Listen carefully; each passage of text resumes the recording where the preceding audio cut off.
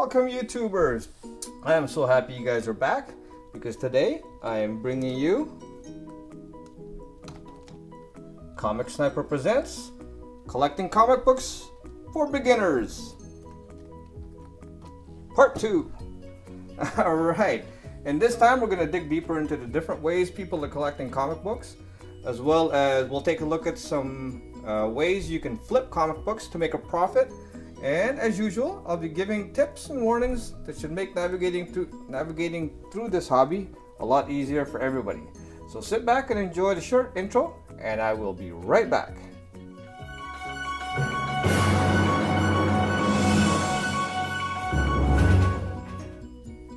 Okay, and we are back. Comic Sniper bringing you part 2 of the special series. If you tuned into my first video of the series, then welcome back. Otherwise, I'll leave a link down below so you can watch it at your convenience. Continuing from my last video, you decided to go ahead and dive into the hobby. You bought yourself a few comic books of your favorite superheroes from your LCS. That's short for local comic book store. So now what? Well, the best way to continue is to pick, one or two different directions you wish to collect comic books. What do I mean by that? Well, for example, you've got yourself some comic books. You can go ahead and start collecting issues that go along with that storyline. Alright, so what I would suggest is typically Wednesdays is what we call New Comic Book Day. So I would suggest go down to your LCS and sign up for what we call a pull list. And by signing up for a pull list, that means you don't need to worry about missing out any issues, because what they will do is automatically pull the new issues for you and set it aside, so when you come in at your convenience, you will have that available for you. Just make sure that every once in a while, on a regular basis, you go ahead and pick up your new comic books so that they're not holding on to a big stack for you. For example, I'm following Jessica Jones. I'm following it mainly for the story.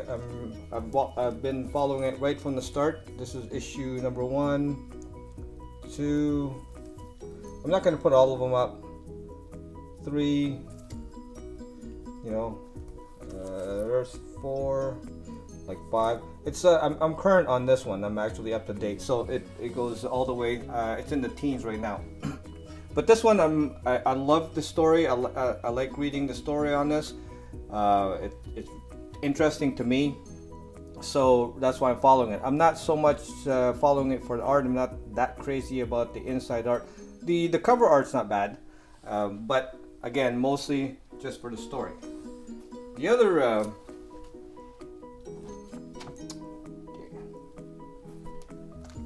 other one I'm following series on is The Flash. So there's number 1, 2. I'm just going to put a few of these up. So number 2 as well. I also collected in The Flash. They came out with the lenticular covers. Check that out. Sorry for the glare.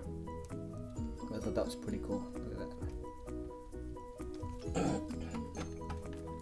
Alright.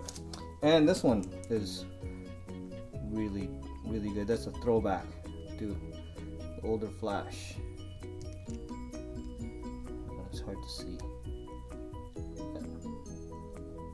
Anyways. And that one I'm a little behind on, but definitely liking the read on this as well as the art on this one actually. So you don't have to start with number 1. Most likely you're going to be starting in the middle of the storyline somewhere, but you can always go back if you like the story and you wanna find out what happened before. You can always go back and try to pick up the previous issues and try to catch up that way.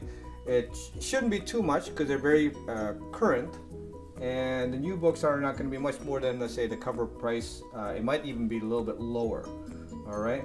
So unless, of course, there's something terribly important in that issue, which might make that issue, that book or books go up in value. But otherwise, try not to spend too much on that. Another storyline that this is a throwback from back in the day is the X-Men. This one I'm trying to collect the run so I can read up on.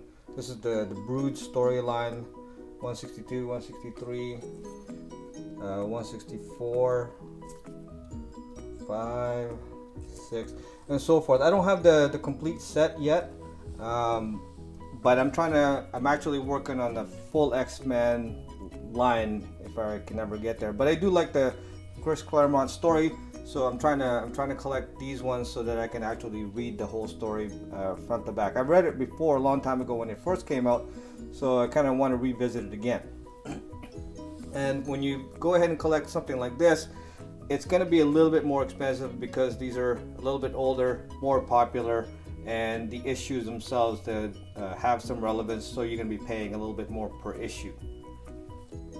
So as well as storylines, people also will collect by characters, such as, you know, their favorite ones, such as Spider-Man, X-Men, Wolverine, Batman, Superman, so forth, or even villains. People love to collect, like Thanos is a popular one, Doctor Doom, Darkseid.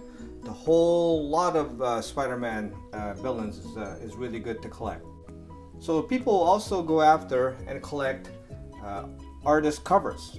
So some of the most popular ones are Jack Kirby, Jack the King Kirby, as he's called. This one is Demon #1. It's classic Kirby style, and he's also done, you know, did like Sandman. You can kind of see the resemblance. Those are really good. He's done lots and lots of. He's basically the gold standard of artists. You also have probably one of my more favorite Spider-Man artists, John Romita. Right, as he does Spider-Man. This is with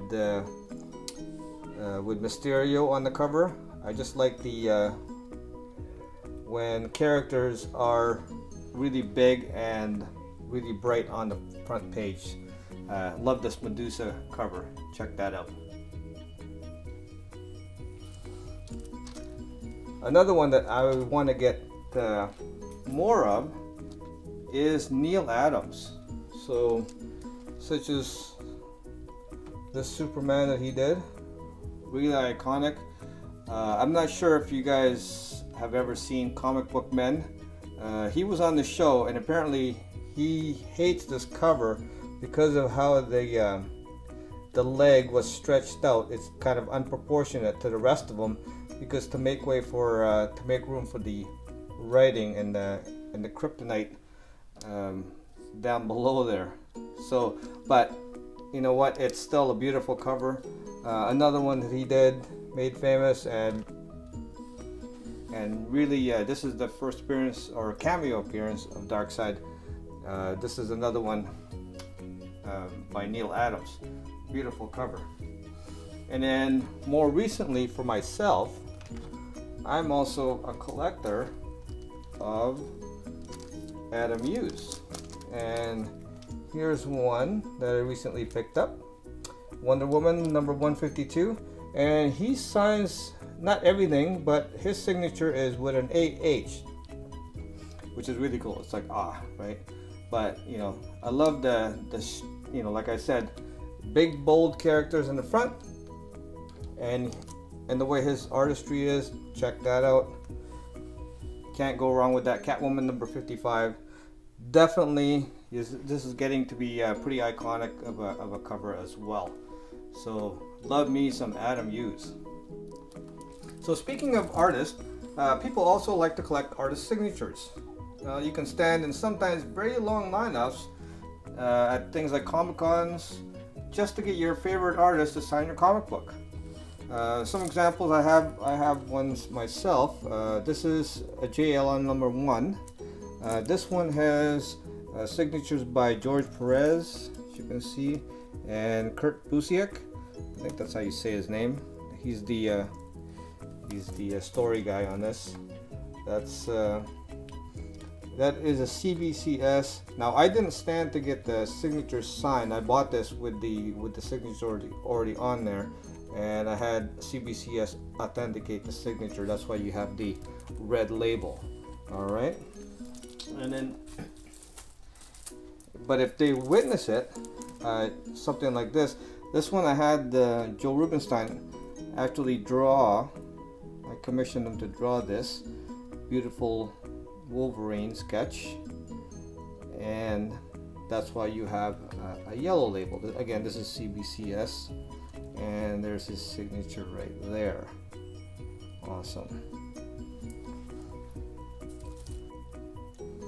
So other than artists, people will also collect signatures from writers of story. This is Secret Wars number 8, famous black costume from Spider-Man. Here's Jim Schuster's signature right there. This is a signature series of PGX. That's another grading company right there. So that's how they do it. Again, you can see that. All right. Other than artists, people will also collect their favorite TV stars or movie stars that play characters in movies, such as this is the Back to the Future, and the signature is by Christopher Lloyd right there, and he played Doc right, in the Back to the Future trilogy. Really super nice guy. So as a note on signatures, once in a while you will find that if you go to your artist and ask them to sign your book for you, sometimes they will do it for free. Most of the time nowadays, you expect to pay for artist signatures and such.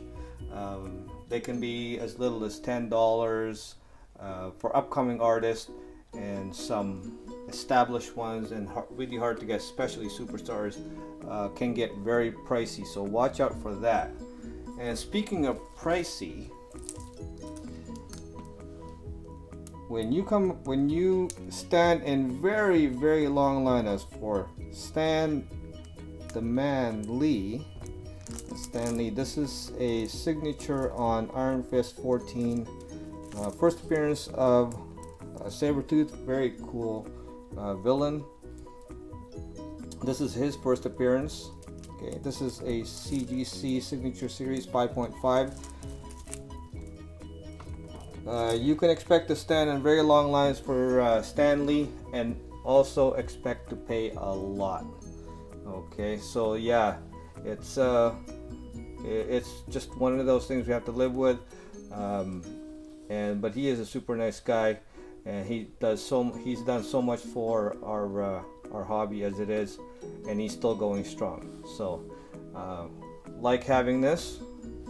I've got a couple of signatures. This is probably my favorite one, and it's very clear. This is quite a bit older. This is an older CGC case, so his signature on this is really beautiful still. Once in a while you will come across something like this. Now this is Incredible Hulk 340. This is an iconic cover drawn by Todd McFarlane. This has been swiped lots and lots of times. You'll see this done by various artists and so forth. So really iconic. I bought it for the cover, and because I wanted this one. This is a pretty good. Copy. A couple of spine ticks, but I'm not really worried about that. Why I'm showing this book is when I got it, and every once in a while you guys should check out your inside pages, because what I found was a really pleasant surprise. I found his signature inside. Now it wasn't mentioned when I bought the book. This is just done by accident. So, and you can see there, Todd McFarlane's signature. Isn't that cool? So I was super happy to see that in this book, and so that is gonna stay with me. I'm not selling that by any means. It's one of those things, it's like finding money in your old jeans. So yeah, and so I'm really stoked to have this in my collection. That is a Todd McFarlane Incredible Hulk number 340. So one of the more popular ways of collecting comic books is what they call collecting for keys. Okay, so here's a warning coming at you. This is one way of collecting that can get very expensive very fast, especially if you're not ready for it. Unless, of course, you've got deep pockets and you're not, you got a lot of disposable income, then that's not a worry for you, right? Okay, so depending on the importance of the key, the books can cost anywhere from a few dollars to hundreds, thousands even. Okay, you got we'll go into a few examples. Unfortunately, I'd like to show you an example of, let's say, Amazing Fantasy 15, which is Spider-Man's first appearance. Unfortunately, I don't have one. That is on my wish list. Hopefully I'll be able to show you one in the near future, but as of right now, I don't have it. Okay. You also have people collecting keys of different ages. We have all the way back. We started with the Golden Age. Basically, that was anywhere from the start in the 1930s all the way to, I believe, around 1955 or so. Followed that by the Silver Age.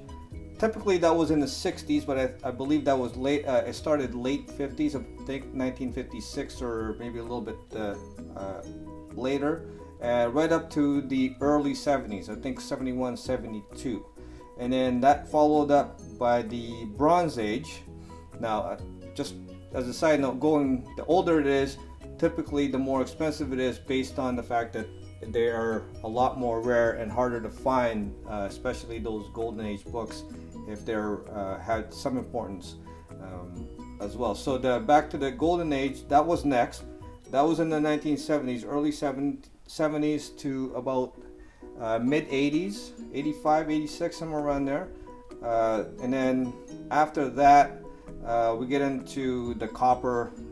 I mean, some people don't even consider that. They just call it the modern age right from there. And that was basically anywhere in late 80s to the present. Okay, I think personally, I think we should be splitting up the modern age because it's too obscure. I mean, we got too many decades in there to just call it all modern age from here on in, right? So as we go on looking at keys, let's show some examples of some keys.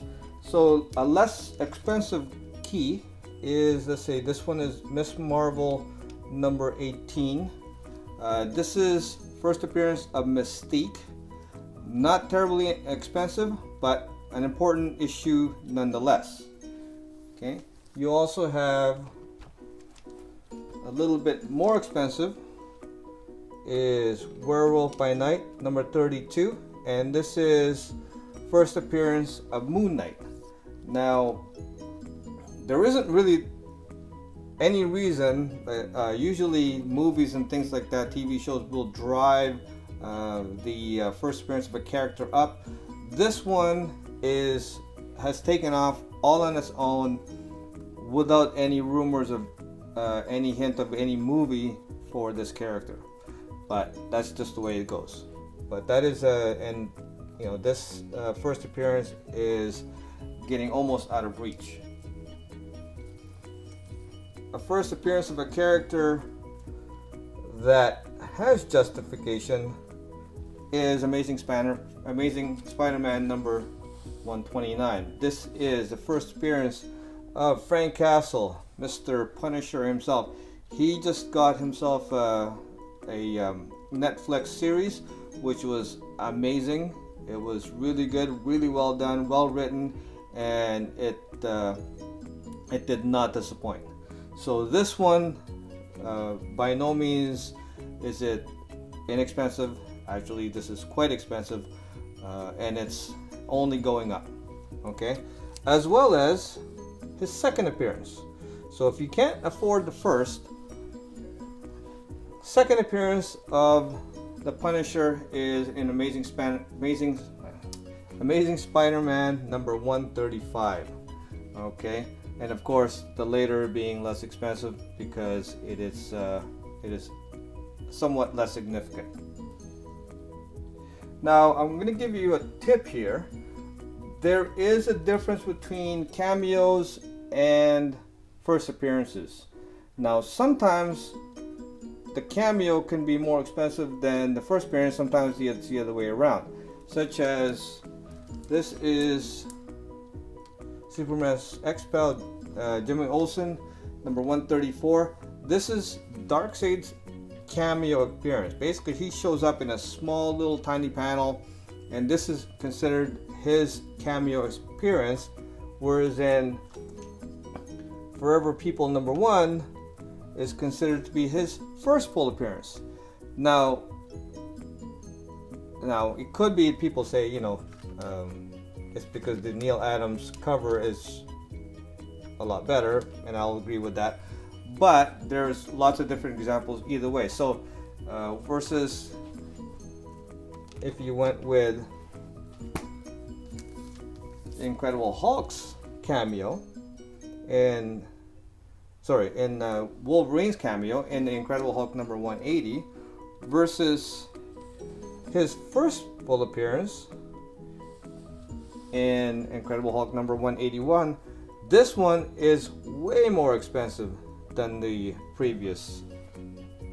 So now this argument has been going on for a very, very long time, and there really is not going to be any clear winner, because you can find examples of one being the other, and where one doesn't make any sense over the other, and so forth. So really, if you have any, if you want to be on the winning side of it and you can afford it, what I would suggest is get both. That way you're covered either way. I'm not going to show too many examples of each one, but another key is the number 1 in the series. So the very first one. This is a Star Wars first printing. There's a lot of different prints on this one, reprints and so forth. This is the first print, and this is number 1 of the series, so that's why this is a key. There's also anniversary issues. This is one of those. Amazing Spider-Man number 100. There's no relevance in the story. The cover is really cool, but aside from that, it's just basically the number 100 anniversary issue. That's what makes this one a key. We have a couple of examples of death being of a character being what makes it a key. This one is X-Men 137. This is the death of Phoenix. Miss Marvel, as you can see on the cover, but she is Phoenix, and this is where Phoenix dies. And then another one that is a mild key is, you can't see it here, so spoiler alert, this is Amazing Spider-Man number 90. This is the death of Captain Stacy, which is Gwen Stacy's father. People also collect variant covers whenever it's available. But here's a warning. Sometimes there can be a ridiculous number of variants for any given title, depending on the one that you want, and trying to predict which one will rise in value can get pretty out of hand. All right. So just an example, Harley Quinn was one of them. I have a few. I don't really collect variant covers too much, but I can't even remember how many there were. I think 20, 30, I don't know. But here are a few that I just got just because I like the covers on these ones, so I picked up a few. I believe Gwenpool is another one, Spider-Gwen, that kind of stuff. Way too many covers. Okay, so you can go broke going after variant covers. So that's up to you. If that's what you want and you know what you're doing there, have at her. There's no right or wrong way to do it. If you enjoy collecting variant covers, and definitely a lot of people do, and they do really well at it, definitely more power to you. So the last thing I really want to touch on before I finish up this video, and this can be a big part, is how people collect to try to make money. Okay, and so this is a warning. Okay, this can be a very sensitive subject for some people. You know, they don't like to talk about this. This can be very tricky, especially to get it right if you don't know what you're doing. So things like speculating on which comics to buy, okay, and then turning it around, they call it flipping. They're turning around for a profit based on lots of different factors, and so forth. Don't let the elitists or the so-called true collectors tell you otherwise. If you can successfully flip to make money, you know, buying and selling, and that's your thing, more power to you. Have at her. Definitely, it's not everybody's cup of tea, but a lot of people do this. So for myself, I've used speculating and flipping to gain a profit in my comic book collections in order to really fund and buy the more expensive books that I wouldn't normally be able to afford, right? Things that I'd want to keep in my collection for my private enjoyment. Otherwise, if I had to, you know, go about it the old-fashioned way, it would take me years to be able to afford buying these books. And if I, you know, went the quick route, I'd probably be out of house and home because my wife would have kicked me out because we'd probably be going broke. Okay, so again, there's another warning for you.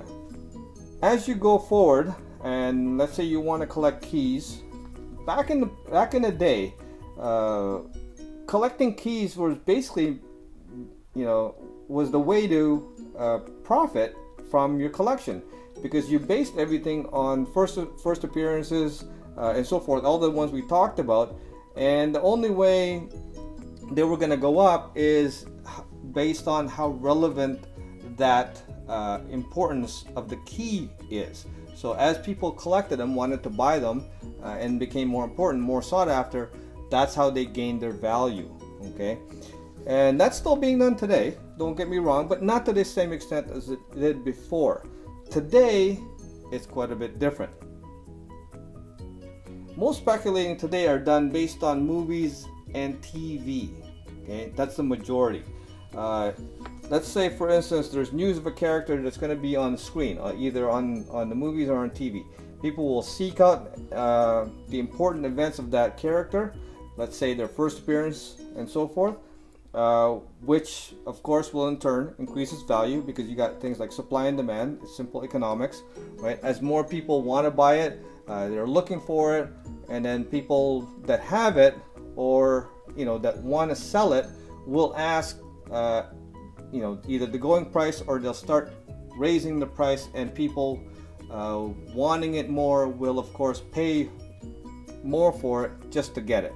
Okay, based on the fact that that character is going to go, it's going to be on the big screen or on TV in the near future. So as an example of a movie, the Deadpool movie made this New Mutants 98 skyrocket in price. Before the movie, this was not very expensive at all. Once the movie news came out, this thing took off like a rocket, and now with us awaiting the next movie, look for this book to again rise. This is New Mutants 98. Of course, if you don't know, this is Deadpool's first appearance. This will rise again to who knows where it will go from there. But definitely, this is an example of that. Another example of a movie making a book rise in value is Iron Man 55. First appearance of Thanos, and with the Infinity Wars movie coming, this book has gone up in price to the point where it's really getting ridiculous in value. So if you don't have one now, my recommendation is wait till after the movie. Hope for this book to go down then. I don't, because trying to get one now, you're feeding the frenzy basically at this point. So if you really want one, then by all means, if you got the pocketbook for it, but definitely wait till after the movie. Who knows what'll happen then? If it has a chance to go down, that's when it's going to happen. All right. One of the most recent movie news, and it hasn't come out yet, is of course the Venom movie. It's already been announced, and it's going to be made. So Venom's first appearance, Amazing Spider-Man number 300.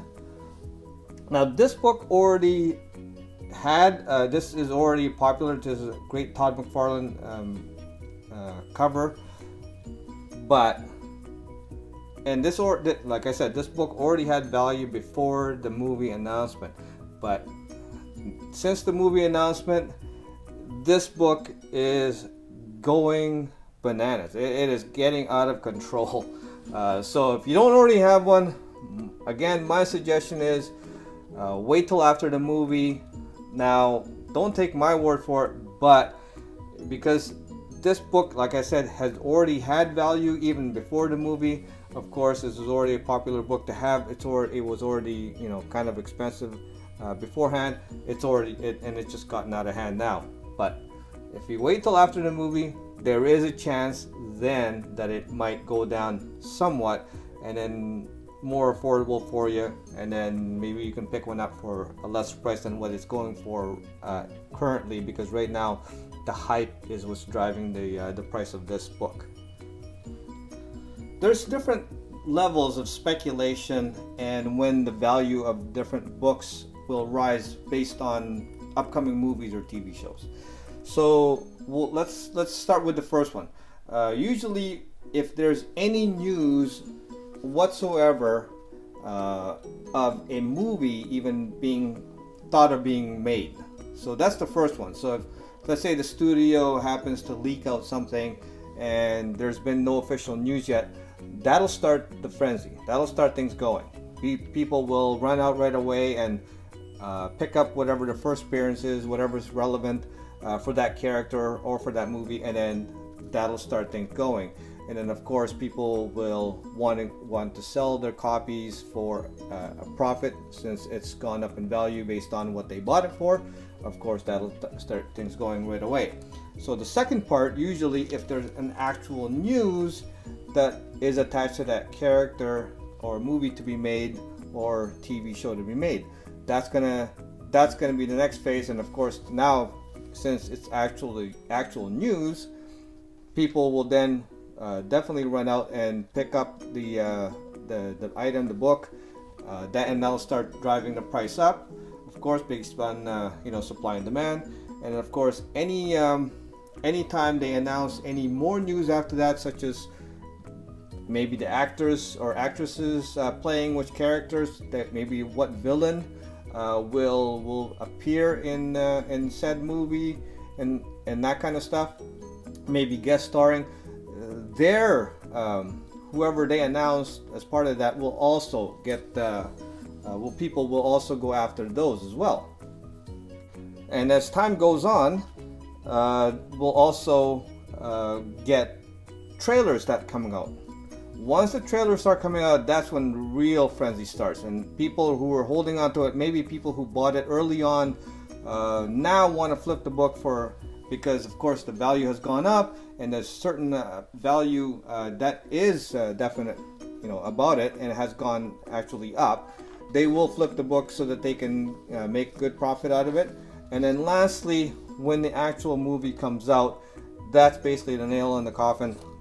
That's when everything, if it's a definite movie that people are hyped up about. For example, the Black Panther movie that's just about to be released in about a month or a few weeks actually.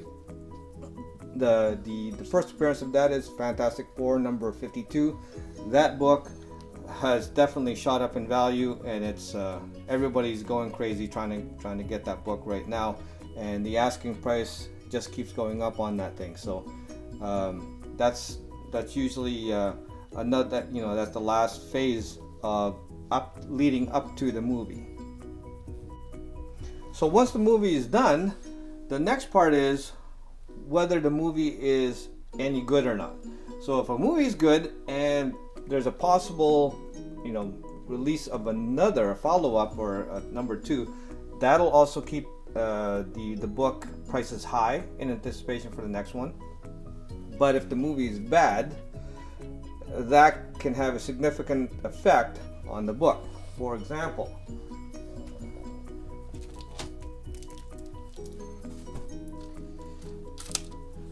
Suicide Squad. Now, this book, when the movie was being released and up to the movie release, I believe a raw copy such as this in near mint condition was fetching around $100 or so, give or take. Now, since the movie bombed and the critics and the audience, didn't rated it poorly, this book has basically dropped to, I would say, less than half the value, right, of what it was going for before. Now, if this movie gets, if the number 2 Suicide Squad comes out, this might have another resurgence. So definitely maybe worth holding on to.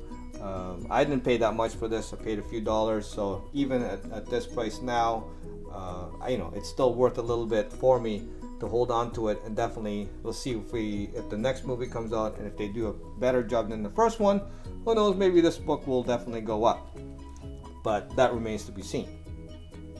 And lastly, for speculating, there is a market for ghost speculating, which means there is no rumor, there's no news, there's just people wishing things will happen. And if there's enough people that will climb on board, because let's say the character is popular enough.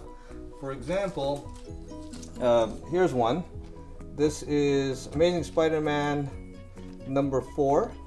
This is Cindy Moon is his first appearance. Basically, she was going to be Silk. Who knows whether she'll actually get her own appearance in a movie or TV show or not.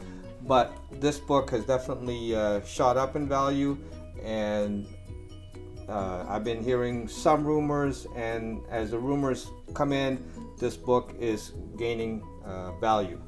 Okay, there is also this one, and of course I have those in CGC 9.8 just for that very reason myself. This is Ultimate Fallout number 4 again. This is the first appearance of Miles Morales. Now, again, there is no definite reason, or there's nothing definite, no news that he will have a part in any movie in the future. But people want him to be in there. He's a popular character. He's doing a good job in his own title. So people are wishing that will happen. It's a good book to have anyways. It's already got value. So look for this book to really take off if he ever does get his his time on the screen, whether it be the big screen or the small screen. And then, just for one more example, we also have, and I showed this earlier, Moon Knight. No reason why this book is, so expensive. Because there is nothing. There is not even a peep of